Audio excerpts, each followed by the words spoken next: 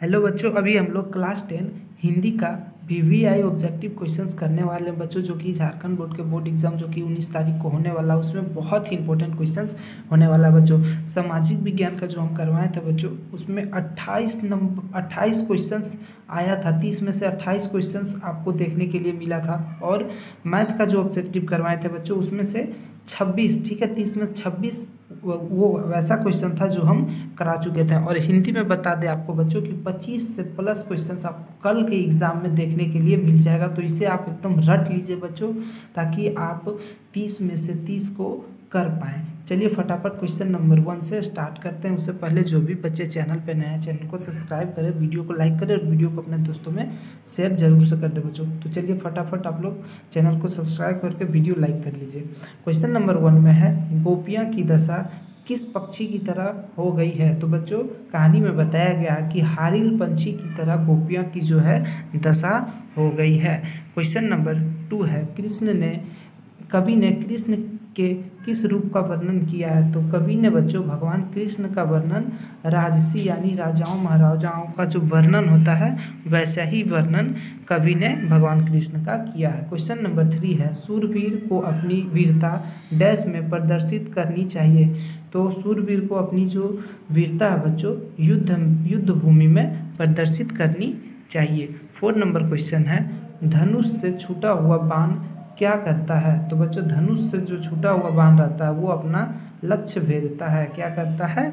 लक्ष्य भेदता है। 5 number question है, फसल किसका सिमटा हुआ संकोचक है। तो बच्चों फसल जो है किसानों के हाथ का, ठीक है, किसानों के हाथ का संकोचक है। 6 नंबर क्वेश्चन है, कवि के अनुसार कौन सांस लेता है तो घर भर जाता है।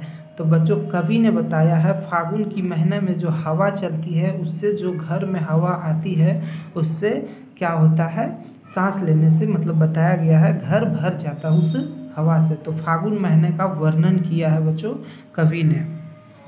ठीक है। 7 नंबर क्वेश्चन है, नेताजी मूर्ति में कैसे लग रहे थे। तो बच्चों नेताजी की कहानी आपने पढ़ी होगी। तो नेताजी मूर्ति में बच्चों मूर्ति में वो एकदम मासूम और कमसीन लग रहे हैं। ठीक है। 8 नंबर क्वेश्चन है, हवलदार साहब नेताजी की मूर्ति पर रियल चश्मा देखकर सर्वप्रथम क्या सोचते हैं। तो मतलब जो हवलदार साहब हुआ करते थे, कहानी आप लोगों ने पढ़ा होगा बच्चों, बहुत ही मज़ेदार कहानी है। तो मूर्ति पर जब रियल चश्मा, ठीक है, रियल चश्मा देखे तो हवलदार साहब सोचे कि प्रशासनिक अधिकारियों का कार्य सराहनीय है, यानी कि वहाँ का जो पुलिस वाला है वही वहाँ पर रियल चश्मा लगाया था। ठीक है। तो वो ये चीज़ सबसे पहले सोचे थे कि पुलिस वाला ने ही लगाया था। अब 9 नंबर क्वेश्चन, ट्रेन के किस क्लास में लेखक सफ़र कर रहा था। तो बच्चों लेखक जो है वो सेकेंड क्लास ट्रेन के सेकेंड क्लास में अपना सफ़र कर रहे थे। लखनऊ किस प्रदेश की राजधानी है। तो बच्चों लखनऊ जो है उत्तर प्रदेश राज्य की राजधानी है। 11 नंबर, फादर को पाद करना, ठीक है, सॉरी याद करना यहाँ पे आएगा। ठीक है बच्चों, मिस्टेक हो गया लिखने में, ठीक है, टाइपिंग में थोड़ा कहीं मिस्टेक हो जाता। तो फादर को याद करना लेखक के लिए कैसा संगीत सुनने जैसा अनुभव है। तो बच्चों उदास और शांत, क्योंकि लेखक जो फादर बुल्के का कहानी आपने पढ़े होंगे वो बहुत ही लेजी और शांत टाइप के मतलब ये थे। ठीक है। 12 नंबर, फादर ने जिसेंट संघ में 2 वर्ष किसकी पढ़ाई की थी। तो बच्चों जिसेंट संघ में बच्चों फादर बुल्के ने धर्मचार का पढ़ाई पढ़े थे। ठीक है। 13 नंबर, मन्नू भंडारण की हिंदी अध्यापिका का क्या नाम था। तो शीला अग्रवाल। ठीक है बच्चों, मन्नू भंडारण जो थी उसकी हिंदी की जो अध्यापिका थी उसका नाम था शीला अग्रवाल। 14 नंबर क्वेश्चन है, लेखिका की माँ का स्वभाव कैसा था। तो बच्चों लेखिका की जो माँ है, तो माँ का जो स्वभाव होता है अपने बच्चों के प्रति त्यागशील। ठीक है, कैसी होती है? त्यागशील। लेखिका की माँ की जो स्वभाव थी वो त्यागशील थी। नौबत खाने में इबादत पाठ किसके जीवन पर केंद्रित है?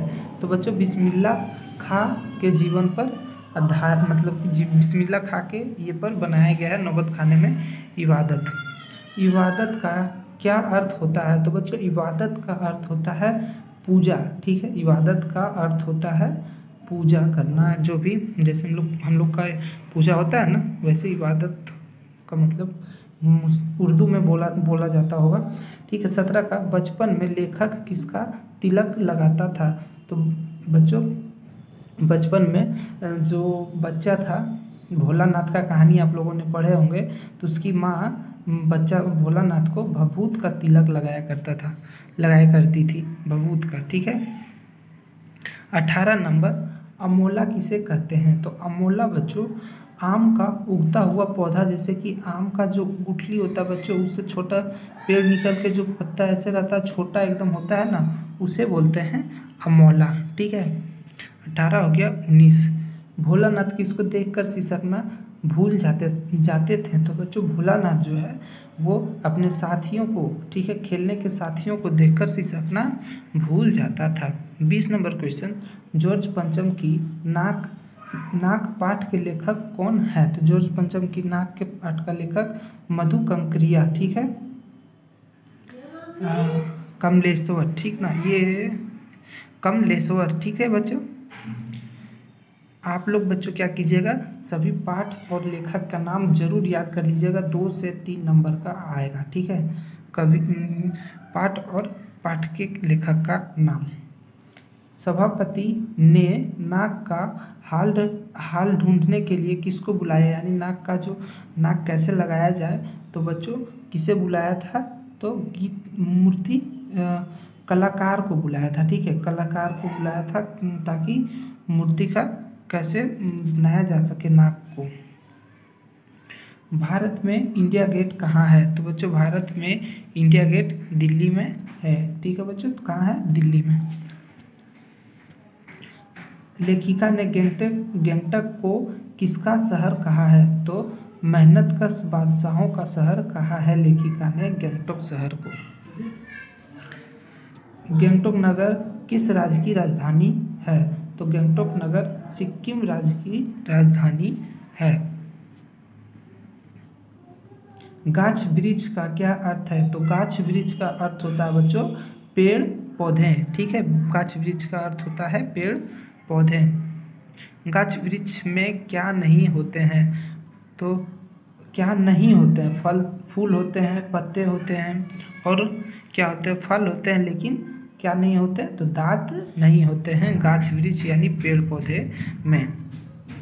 लक्ष्य के पथिक कांटों को क्या मानते हैं? यानी लक्ष्य पर जो चलते हैं कांटे को वो क्या मानते हैं? तो वो फूल के समान मानते हैं कांटे को। मेहनत करने वाले आने वाली कठिनाइयों को वो क्या समझते हैं? फूल समझते हैं, ठीक है बच्चों।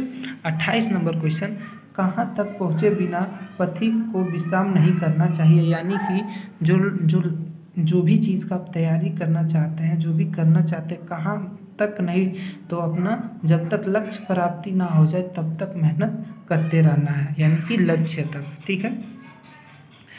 कवि बादल को क्या घेरने को कह रहे हैं? तो कवि जो है बादल को पूरा आकाश घेरने के लिए कह रहे हैं। 30 नंबर, कैप्टन कौन था? तो बच्चों कैप्टन जो है वो कैप्टन किसे कहते थे? तो चश्मे बेचने वाला जो था बच्चों वो कैप्टन था, ठीक है। तो बच्चों टोटल 30 क्वेश्चंस किए हैं, जो कि बहुत ही इंपॉर्टेंट क्वेश्चंस है बच्चों, ये आप लोग याद कर लीजिए। फिर मिलेंगे बच्चों नए वीडियो में, तब तक के लिए धन्यवाद।